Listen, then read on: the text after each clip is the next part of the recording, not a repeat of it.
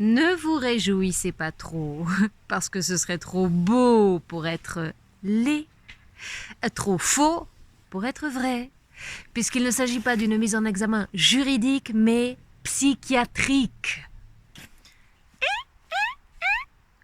Question clé pour ouvrir la tête d'Hanouna.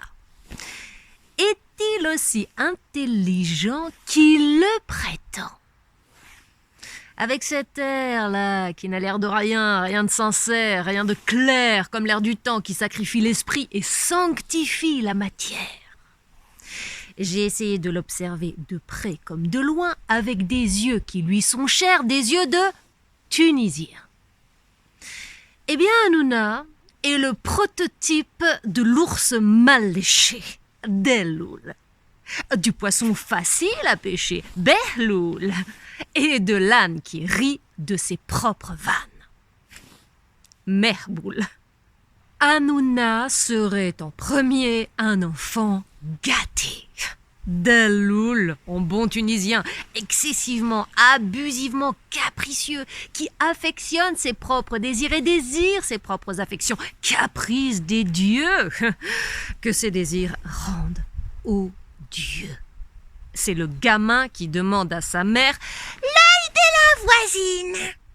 pour son 4 heures, et qu'il l'obtient. C'était PMP. Alors ces chroniqueurs qui n'ont pas tous perdu leur sens de l'honneur vous attesteront qu'ils n'ont jamais été que des jouets entre ses mains, ces menottes de fils à maman.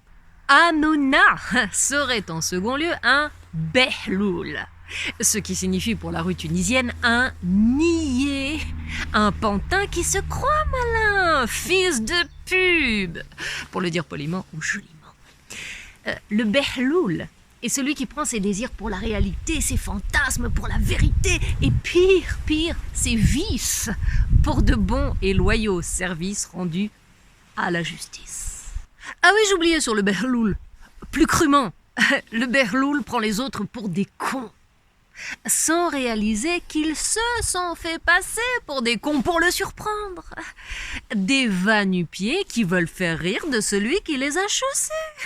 Et au passage en profiter un maximum de la niaiserie de leur cordeau niais.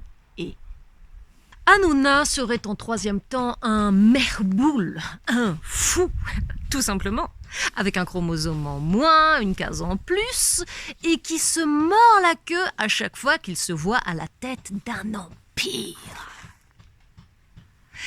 Et ça a un nom, ça s'appelle la folie des grandeurs. De celui qui se demande chaque matin en se rasant « Mais pourquoi je suis le plus malin ?» et qui le fait payer à tous ceux qui n'en croient rien.